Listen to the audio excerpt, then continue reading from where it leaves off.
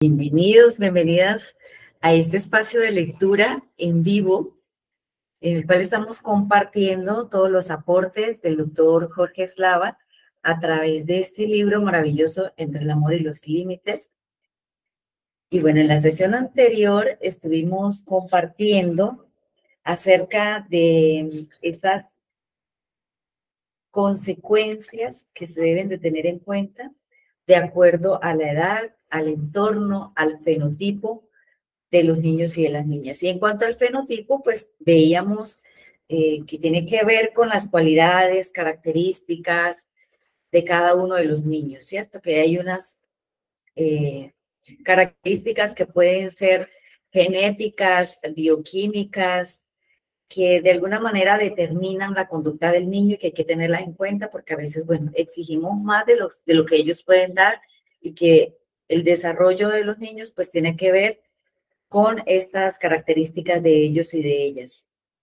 También vimos el entorno, la experiencia cotidiana, cómo a través de esas experiencias sucesivas, los niños van desarrollando su plasticidad cerebral, van desarrollando su cerebro y van logrando su proceso de aprendizaje. Y también vimos la edad. Y en la edad nos compartieron aquí en este texto las estructuras cerebrales, cómo evolucionan, ¿cierto? Cómo van madurando a medida que el niño o la niña va creciendo y de esa manera va logrando cada vez mayores niveles de aprendizaje. Y esos niveles de aprendizaje pues se van a evidenciar en su desarrollo, en los niveles de autonomía, de independencia que ellos y ellas pueden ir adquiriendo. Y esto es en el curso de experiencias sucesivas. Nos acordamos de esta frase que la ha dicho varias veces el doctor Jorge Lava en este texto, porque es la manera como los niños desarrollan su aprendizaje, sus habilidades para el presente, sus habilidades para la vida. Bien, entonces vamos a continuar aquí en el mismo capítulo 3, donde estamos de las consecuencias. Y en esta oportunidad vamos a hablar de las consecuencias que tiene en los niños cuando reciben una crianza sobreprotectora, permisiva y exageradamente tolerante. Cuando reciben una crianza en un exceso. Entonces es esto lo que vamos a estar abordando en la tarde de hoy. Y vamos a empezar hablando de las dificultades personales en el comportamiento y en la actitud. Dificultades personales en el comportamiento y la actitud. Entonces vamos a iniciar ya el compartir de esta lectura en vivo de este libro del doctor Jorge Eslava. Si viviésemos en una isla desierta, podríamos hacer lo que quisiéramos, a condición de que ello no amenace la supervivencia. Pero no vivimos en una isla desierta. La convivencia con otros exige que entendamos que hay ciertos límites, que el mero hecho de que yo deseo hacer tal o cual cosa no constituye pasaporte expedito para hacerlo. A lo que los otros puede molestar mi conducta. Sí, señor, que ellos tienen tanto derecho como yo a que se respeten sus espacios y que mi conducta no puede ser intrusiva en esos escenarios. Claro, porque no vivimos en una isla desierta, estamos viviendo en sociedad, en comunidad. Por otro lado, la escuela, como ámbito natural de los niños del siglo XXI, tiene una organización tal que exige del niño ciertas actitudes y habilidades. No podría la escuela cumplir su tarea si cada niño asumiera que está en absoluta libertad de hacer lo que desee. Upa, bueno, vamos conectándonos aquí porque el doctor hoy nos va a dar sopa y seco. Cierto es que con frecuencia se imponen al niño limitaciones, rutinas y exigencias inútiles y exageradas que no resisten un análisis serio. Este aspecto será tratado en el capítulo 4, que es el capítulo del amor, el cual desde ya les estoy invitando, porque va a estar maravilloso cuando el doctor nos va a hablar entonces de lo que sí es desde el amor, no lo que hemos creído ni lo que nos han impuesto. Demasiadas rutinas, demasiadas actividades, demasiadas exigencias a los niños y a veces eso no es tampoco lo que les facilita el desarrollo. Bueno, sigamos. Pero sin ignorar o minimizar esta consideración, sí es inevitable que la organización escolar demande del niño su apego a ciertos límites, a ciertas rutinas, a ciertas actividades. Muchas de estas no son del agrado natural del niño. Por eso es perentorio que las pautas de crianza en su hogar, wow, miren esto, adquirida en el curso de experiencias sucesivas, esas pautas de crianza, hayan labrado un engrama contundente e inescapable. Es decir, que el niño ya haya aprendido desde el hogar, desde la casa, desde los papás o de quienes lo estén criando, que ya haya aprendido que existen límites, que existen figuras de autoridad, lo cual hay que hacer lo que hay que hacer. Lo que no se puede hacer, no se puede hacer. Esto es básico, ya tienen que traerlo aprendido de la casa a los niños. Lo que hay que hacerlo y lo que no se puede hacer, no se puede hacer. Y es así independientemente de si coincide con sus deseos o si no coincide. Es decir, que si está entre sus deseos algo, pero ese algo lo puede hacer, pues hay que hacerlo. Pero si no lo puede hacer, pues no hay que hacerlo, no lo tiene que hacer. ¿Mm? Vamos aquí. Cuando ello no es así, se presentan dos consecuencias en este nivel personal, comportamental y actitudinal. Vamos a mirar entonces estas consecuencias a nivel personal, comportamental y actitudinal. Vamos con la primera. Dificultades de relación. La relación del niño con los otros, compañeros, maestros, familiares, comunidad en general, deja de ser fuente de gratificación para pasar a ser fuente de conflicto, de dolor y de frustración.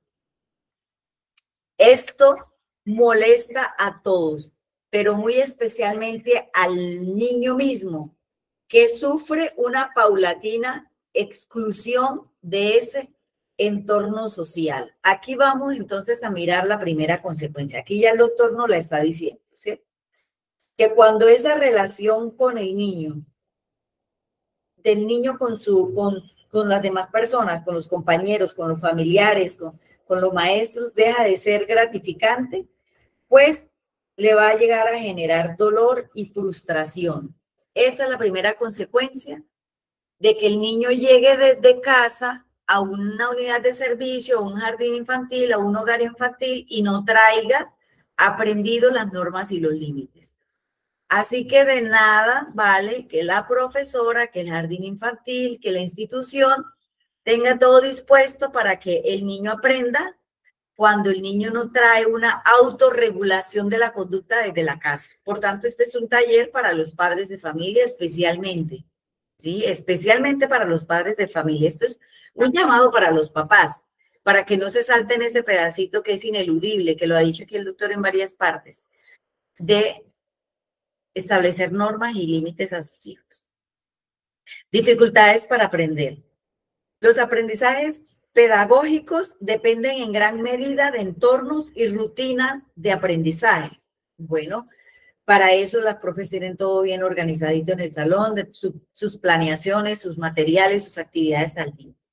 Cuando el niño se niega a ellos, pierde varias de estas oportunidades. Se empiezan a generar entonces vacíos en el conocimiento y la formación que crecen exponencialmente como quiera, que con frecuencia varios de esos conocimientos son antesalas y prerequisitos de otros. O sea, esa etapa de aprestamiento que se hace en la educación inicial, cuando el niño no está dispuesto a hacerlo, no acata las instrucciones de la profesora y no hace sus actividades, pues bueno, después va a tener las consecuencias en el proceso de aprendizaje. El fracaso escolar conduce entonces a estrategias inapropiadas, con frecuencia contaminadas por las anomalías comportamentales mencionadas, y todo ello crece en un vórtice vicioso cuya víctima final, adivinen quién es el niño mismo. Es ese niño que después tiene tendencias a tener bajo rendimiento escolar, a frustrarse, a creer de sí mismo que no puede, que no sabe, que no es capaz, que los demás son mejores que él no sabe, que no es suficiente. Y ahí empieza todo este déficit de aprendizaje, déficit académico, y esto continúa porque el proceso de aprendizaje continúa. Bueno, seguimos entonces. Miren esta perla. Me pasa eso, miren. Yo seguía en dificultades de relación y no había pasado la siguiente diapositiva, que eran dificultades para aprender. Bueno, ustedes me pueden ir avisando ahí por los comentarios, que a veces me pasa eso. Bueno, entonces ya vimos las dificultades para aprender y ahora vamos a ver las dificultades personales en organización para las exigencias de la vida. Presten atención a esto. Seguimos aquí. Haga usted, amable lector, bueno, hagan ustedes allá en casa donde está. Hagan un experimento. Dice, esta noche deje al lado de su cama una hoja de papel y un lápiz. Wow, yo lo voy a hacer. Y mañana al despertar, ante todo lo que hizo, ay, perdón, miren, mis errores de lectura. Les confieso algo, les voy a confesar algo ya que estoy aquí leyendo el libro y fíjense ustedes que, mire, me desconcentro, no paso la diapositiva y leí mal. Les voy a confesar algo. Yo no tuve educación inicial. Yo nunca fui a una guardería, nunca fui a un jardín infantil. Yo estuve todo el tiempo en casa con mis papás. Y cuando pude ir a la escuela a hacer el grado de transición, ya tenía como 7 años. Así que ténganme paciencia con esos errores que yo cometo cuando estoy leyendo, cuando me desconcentro. Y aquí el doctor lo acaba de decir en el libro, lo importante que es el proceso de aprendizaje en la educación inicial. Así que, mire, ahí está, tomen nota que no es mentira, es verdad, yo se los compruebo con mi propia experiencia. Bueno, entonces, mire, voy a retomar la lectura porque me equivoqué evidentemente aquí en una palabra. Bueno, dice así, haga usted, amable lector, un experimento. Esta noche, deje al lado de su cama una hoja de papel y un lápiz. Y mañana al despertar, anote todo lo que hizo en la primera hora. Pero atención, anote todo. Todo es todo. Bueno, desde por la mañana, desde que se despierta, a ver, sonó el despertador. ¿Apagó el despertador? Anote, apagué el despertador. ¿Fue al baño? Anote, fui al baño. ¿Soltó el agua? Anote, solté el agua. ¿Se lavó las manos? Anote, me lavé las manos.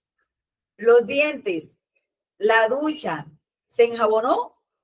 ¿Se echó champú? Si lo hace, caerá en la cuenta de que se tardará el día entero anotando lo que hizo en la primera hora. Es mucho lo que uno hace cuando se levanta. Ahora bien, mi interés no es hacerle caer en cuenta de la cantidad de cosas que uno hace en su primera hora. Ok, vamos a ver entonces cuál es el interés.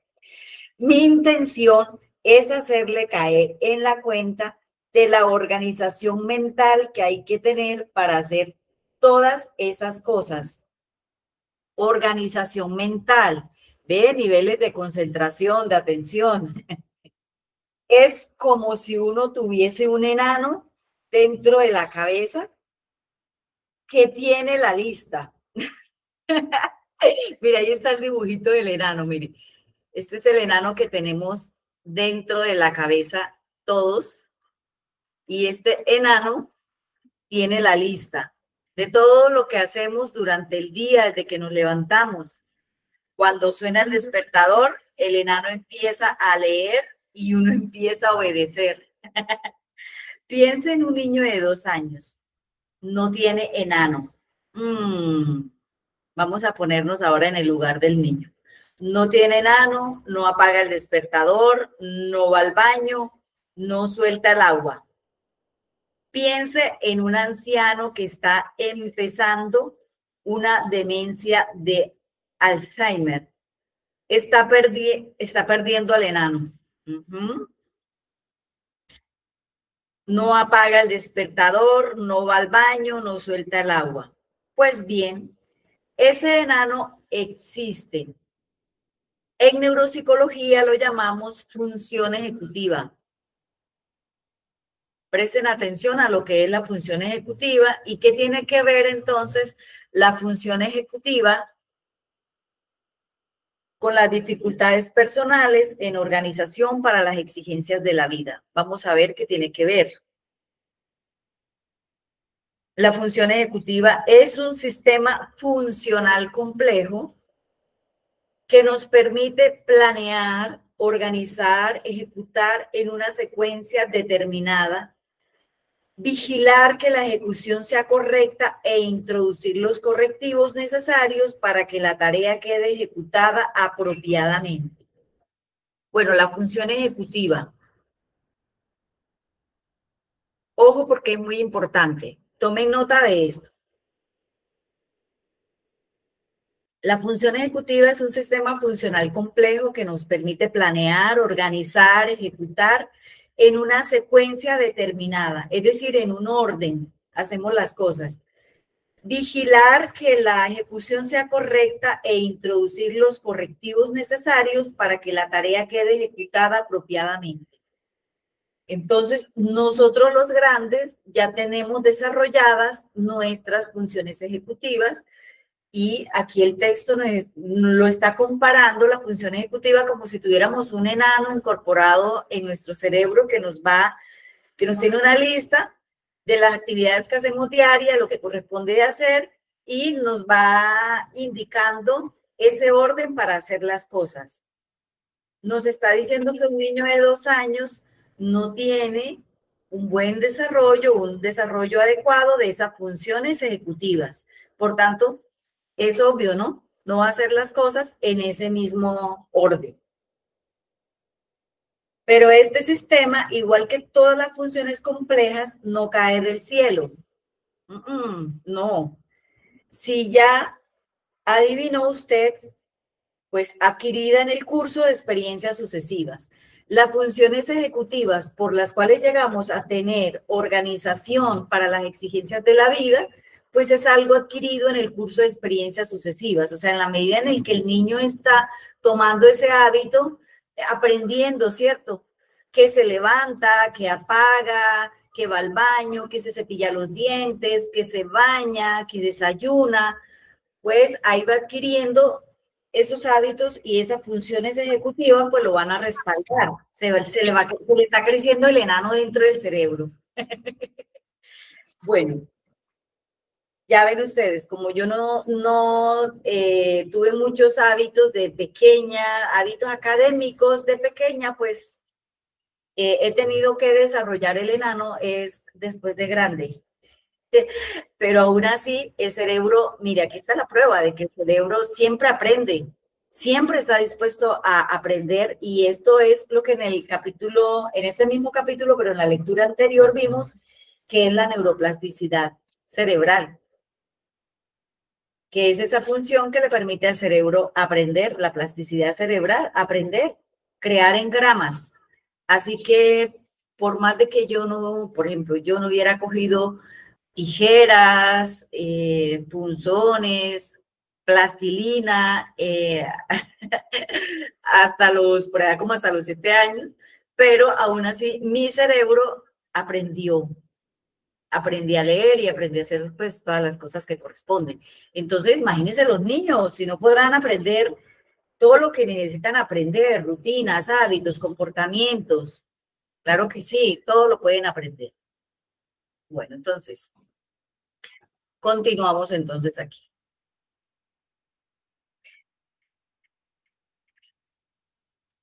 Para este sistema, igual que todas las funciones complejas, no cae del cielo. Se necesita pues ese curso de experiencias sucesivas. El niño que ha tenido una protección, permisividad y tolerancia exageradas se priva de estas experiencias sucesivas, pues ha tenido un enano periférico, su madre, que le hace todo y le permite todo. Cuando es exagerado, ¿no? Demasiada sobreprotección. Que no haga nada, papito, vea televisión, no haga nada, juegue toda la tarde, no haga nada, quédese en el celular toda la tarde, ¿sí? Pues tiene un enano periférico. La mamá que le está haciendo todo el tiempo, la mamá, o a veces es el papá, a veces es la abuelita, ¿sí? Hay muchos enanos periféricos, o sea, que están por ahí alrededor del niño. Bueno, les digo algo que creo que mis funciones ejecutivas, si bien no se desarrollaron en un preescolar, en una guardería, esos son chismes míos aquí para el taller. Mis funciones ejecutivas posiblemente no se desarrollaron en una guardería, en un preescolar, en un jardín infantil, porque no tuve la oportunidad de ir, pues se desarrollaron en la casa. En todo caso, había que coger la escoba, barrer, recoger la basura, ayudar a lavar la loza, ayudar a tender ropa, a recoger ropa, bueno, todas esas cositas van formando ese desarrollo neurológico y van formando las funciones ejecutivas. Lo contrario, cuando hay una excesiva permisividad en los niños y un demasiado sobreprotección, pues aquí es donde estamos hablando de esas consecuencias. Cuando le hacen todo y les permiten todo. Al hacerlo, priva al niño de esas experiencias sucesivas y en particular de la construcción de la noción misma de organización funcional. El resultado obvio es un inválido funcional que nunca sabe por dónde empezar, cómo continuar, cómo apegarse a una secuencia, cómo terminar una tarea y requiere un báculo externo permanente. Alguien que le esté indicando todo, que le estén diciendo todo. ¿Sí? Bueno, el doctor lo ha dicho en términos bastante contundentes y ha dicho que el resultado que se crea es un inválido funcional, que nunca sabe cómo hacer las cosas, cómo continuar y cómo apegarse a una secuencia. Son esos niños que vemos que sobrevuelan por ahí, que van de un lado al otro, que usted le da el material, no sabe coger, no sabe relacionarse con el material, no sabe relacionarse con el que tiene al lado, está disperso, está suelto en el entorno, no presta atención, no conecta con nada. Bueno, difícil esta situación. Esto aplica a todos los ámbitos. Vamos a ver todos esos ámbitos entonces. Dificultad para organizar sus materiales, espacios y tiempos a fin de que la tarea sea exitosa. Dificultad para entender secuencias complejas en la resolución de problemas. Dificultad para entender cómo se aproxima uno a un círculo social novedoso y cómo se interactúa dentro de él.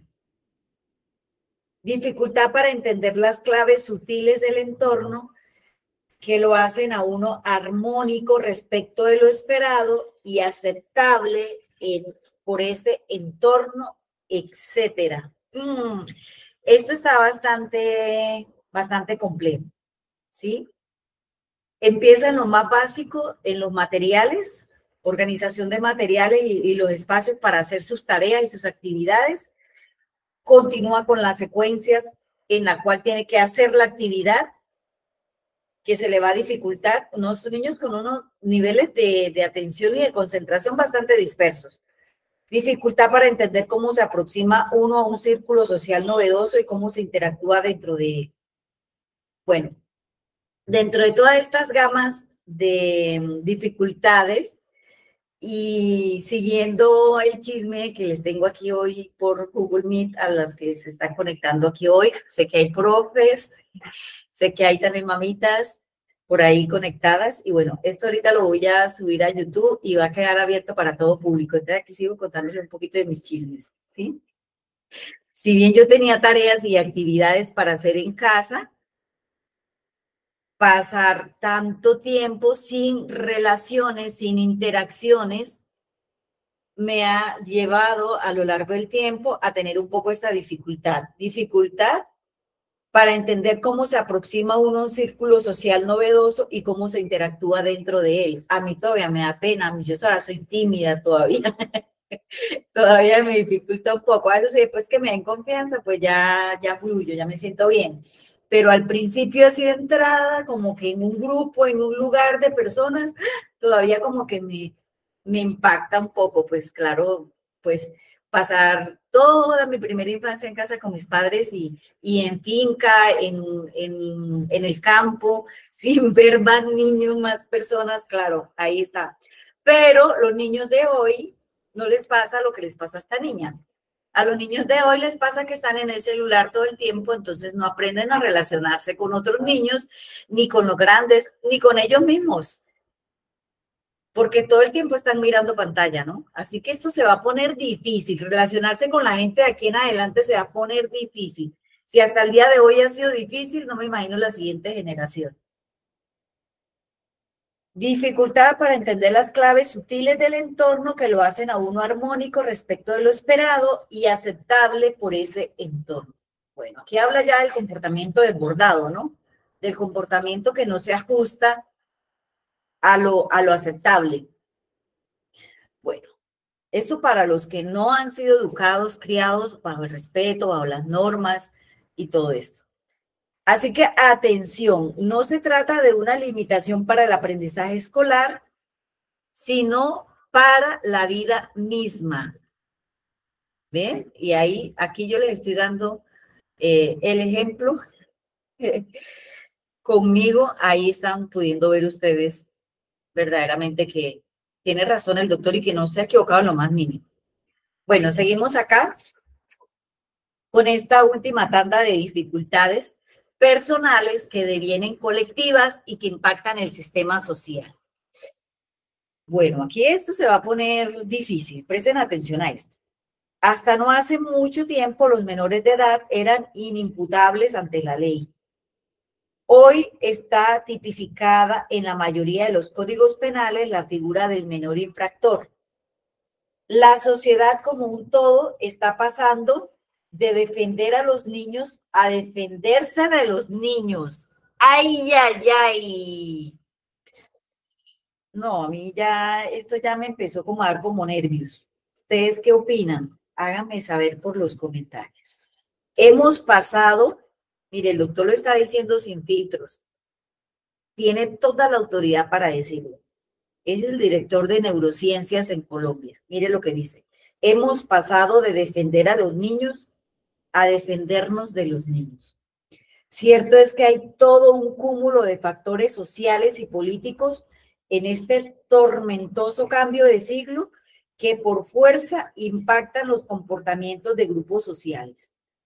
No obstante, son los menores de edad los que han crecido exponencialmente como actores centrales de delincuencia y vandalismo. En Colombia, los menores de edad son responsables de más de 50% de los actos delincuenciales.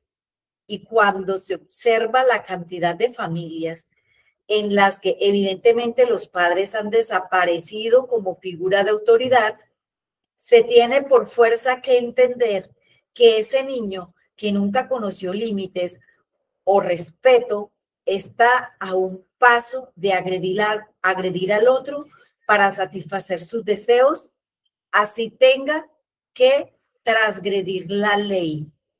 Ese niño que jamás conoció figuras de autoridad, que posiblemente las tenía, que posiblemente había un papá o posiblemente no había, posiblemente había una mamá, posiblemente no había, o una abuela o un abuelo, pero ninguno de ellos se identificó como su figura de autoridad. Así que este vacío es impresionante porque el niño puede inclusive llegar a transgredir una ley con tal de satisfacer sus deseos. Lo acaba de decir acá el doctor. Y esto es con frecuencia lo que ocurre. La sociedad en ese momento se siente amenazada y acorralada por esos menores que hasta ese entonces había defendido con pasión, incluso demonizando y penalizando a quien había osado intentar corregir su conducta. Estamos en eso y de verdad que se nos ha ido la mano. Venimos de una polaridad en la que era excesivo el control de la conducta, demasiado autoritaria y rígida, y pasamos al otro lado, donde los padres no hacen lo que corresponden para enseñar normas y límites. Los niños desbordados desconocen a las figuras de autoridad y la consecuencia es nefasta. Inicia entonces torpes maniobras de rehabilitación y corrección. Torpes maniobras, porque después de que ya se pierde la autoridad, mire lo que sigue, que rápidamente se convierten en rey de burlas por ese niño o adolescente envalentonado. Ah, como le tenían miedo al niño cuando era pequeño y todo le daban, todo le gratificaban, todo le permitían, ¿cierto? Porque pobrecito el niño porque no tiene el papá, o pobrecito el niño porque no tiene la mamá, entonces dejémoslo hacer lo que él quiera. Mire lo que sigue, asuma las consecuencias. Aquel se torna ya incorregible y pasa a engrosar ese creciente segmento de la población que respecto de la armonía social es parte del problema, en lugar de ser parte de la solución. Esta no es una fatal premonición en un concurso de Casandras. Es hoy una realidad cotidiana, con una espantable tendencia al crecimiento sostenido.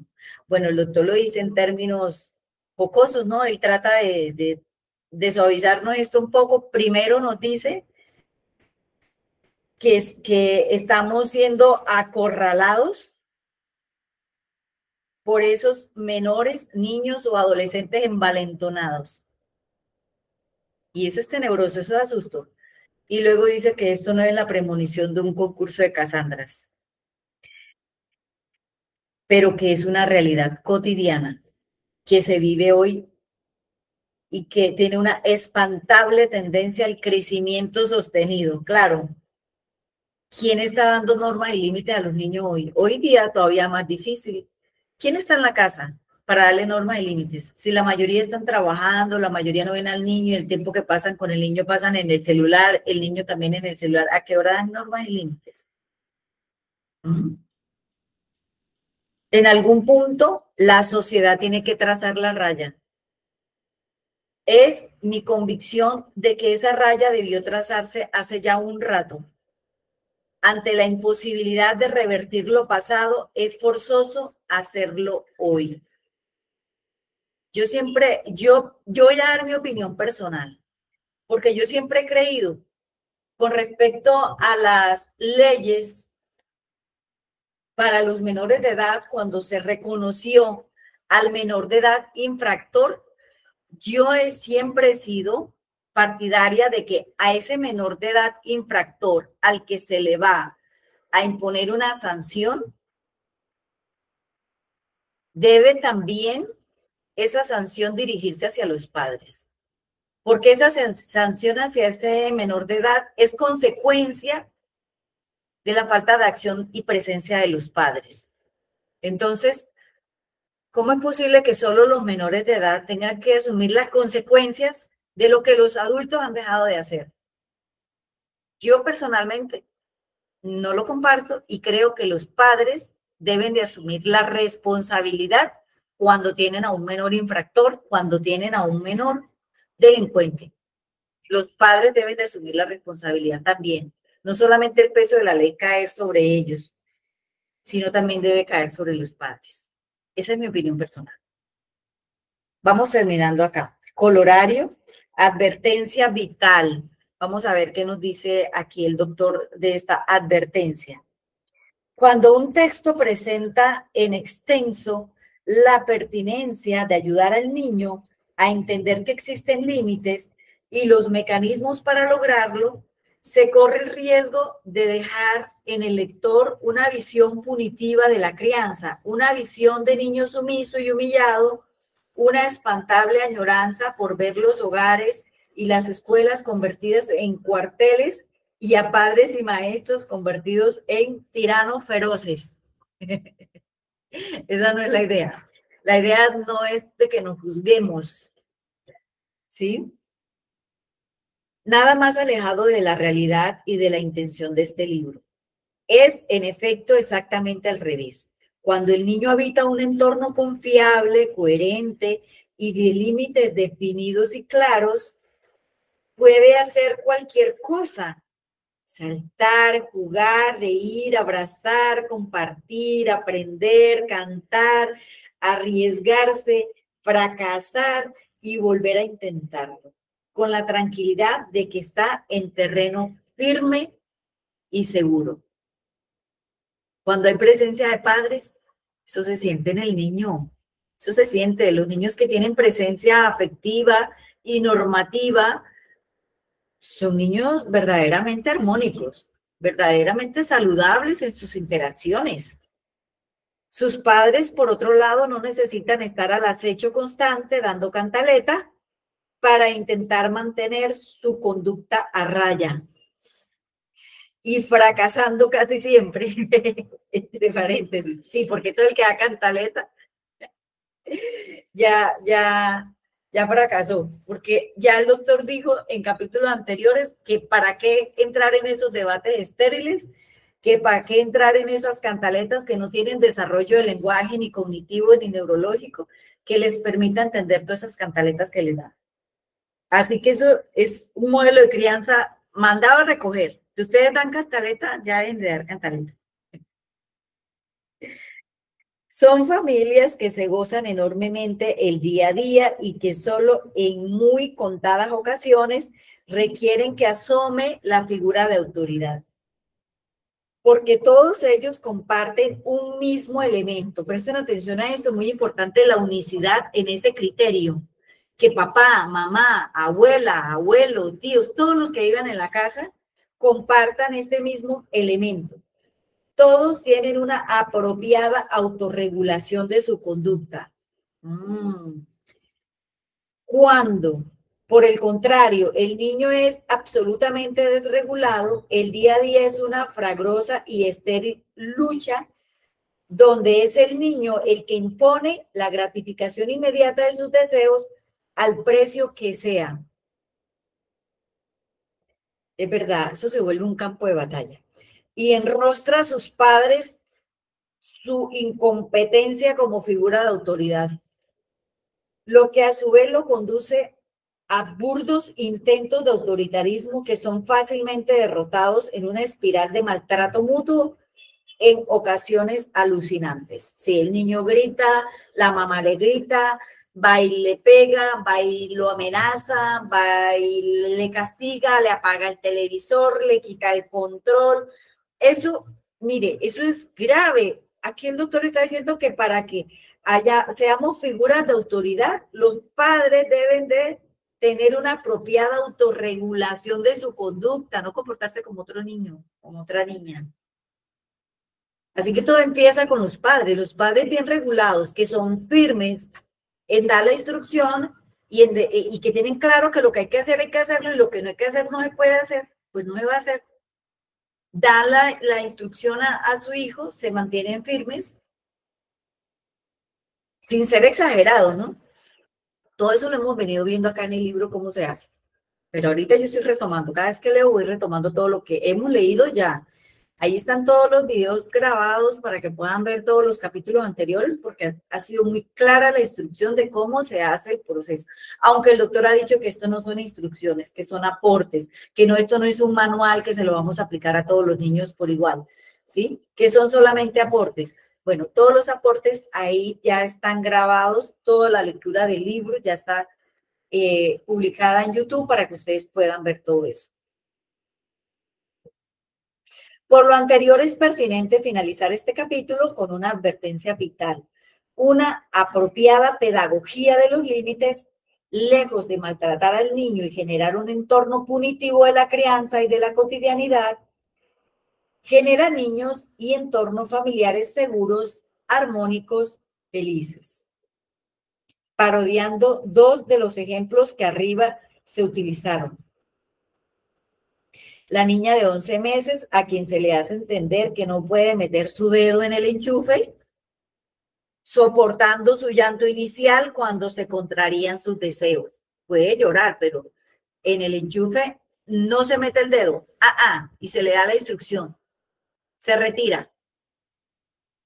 Y esperamos a que se retire. Es una niña que puede deambular tranquila por todos los espacios sin requerir un cuidador al acecho para evitar esos accidentes. ¿Por qué? Porque ya aprendió en el curso de experiencias sucesivas. El adulto se ahorra entonces sufrir una y otra vez el llanto desgarrador de la niña cada vez que se lo impide, porque ya le enseñó. Más allá de ello, esa autorregulación discurre de manera indolora. Simplemente ya no lo hace y ya.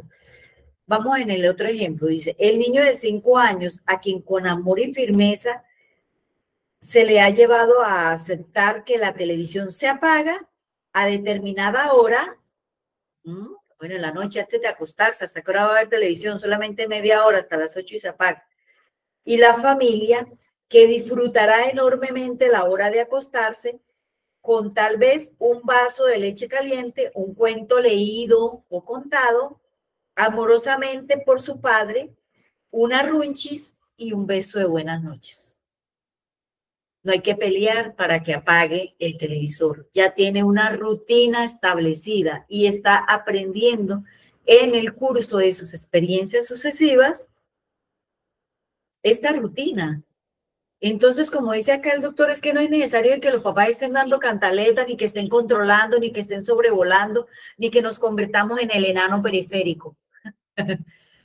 Vamos dando la instrucción, vamos dando la norma, vamos enseñando, vamos acompañando al niño para que efectivamente lo vaya aprendiendo. Tenemos que ser consistentes a lo largo del tiempo, ¿cierto? Mientras lo aprende, recuerde que está apenas grabando en gramas en su sistema neurológico y luego el niño lo va a hacer solo, la niña lo va a hacer solita. Y va a poder disfrutar de esas rutinas en familia y evitar de esta manera que la casa, que el hogar, que la convivencia sea un campo de batalla. Niños gritando, niños llorando hasta tarde de la noche, peleando los papás, quiten el celular, apague esto, haga aquello. Pues realmente es muy desgastante la convivencia, sí, muy triste para los niños también. Ayudar a los hijos a construir apropiados mecanismos de autorregulación es un acto de amor. Es también una obligación ineludible. Con esto finalizamos el capítulo 3, las consecuencias. Con este recuadro donde el doctor está haciendo énfasis en que ayudar a los hijos a construir apropiados mecanismos de autorregulación es un acto de amor. ¿Qué es un mecanismo de autorregulación?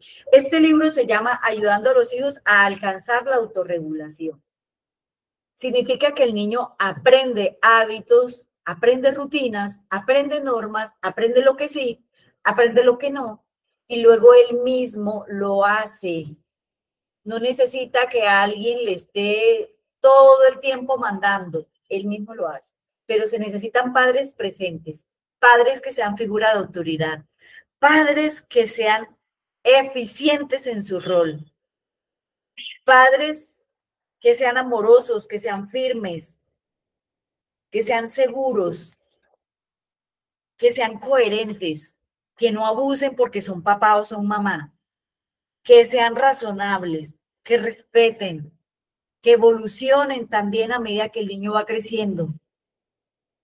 Y padres que por supuesto se equivocan, pero que saben ofrecer disculpas, que saben corregir sus propios fallos, aceptarlos y reconocerlos, seguir adelante apoyando a su hijo, a su hija.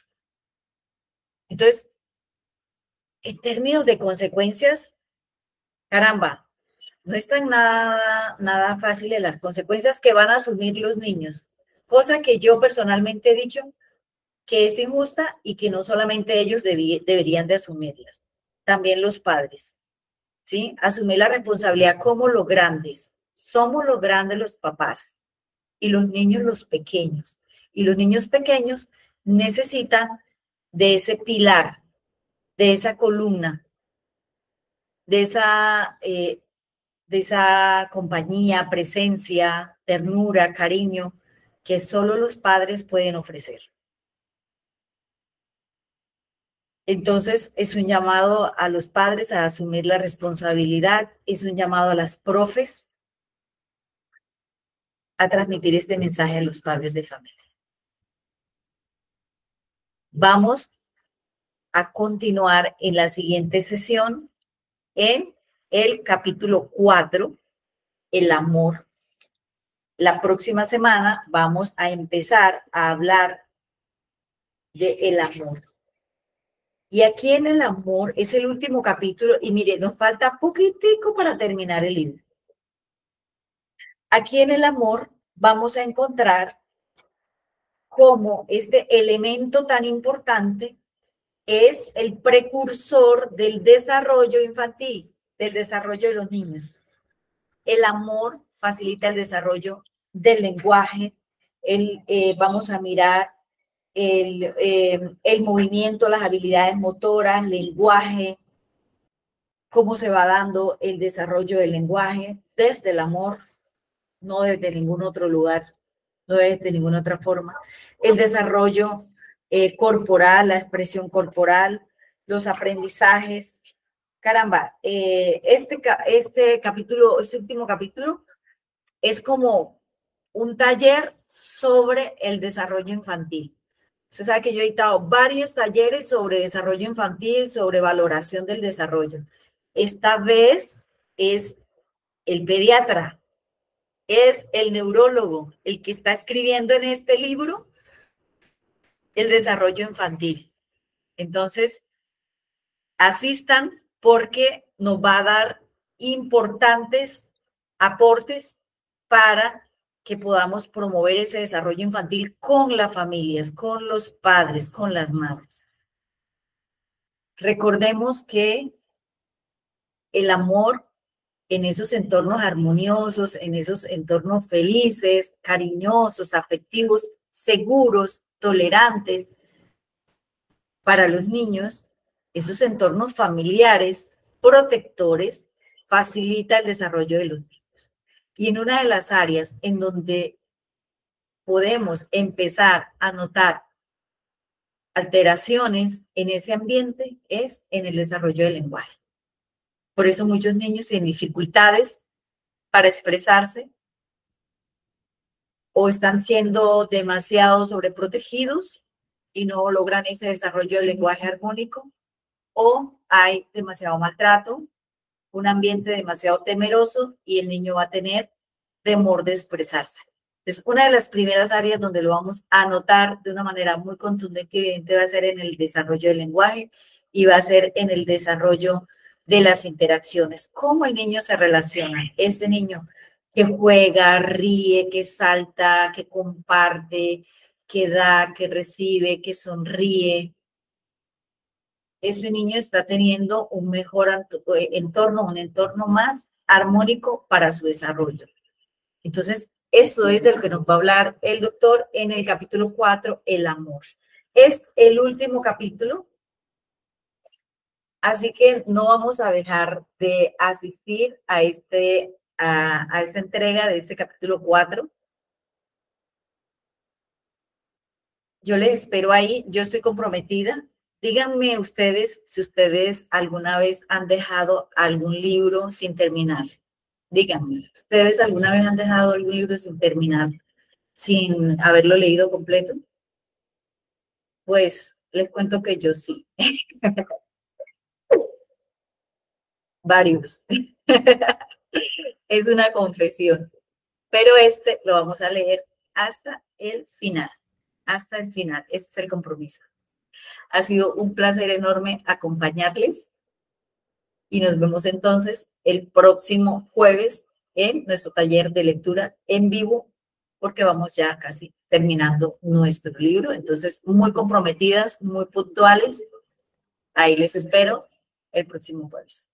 Un abrazo inmenso para todos y para todas.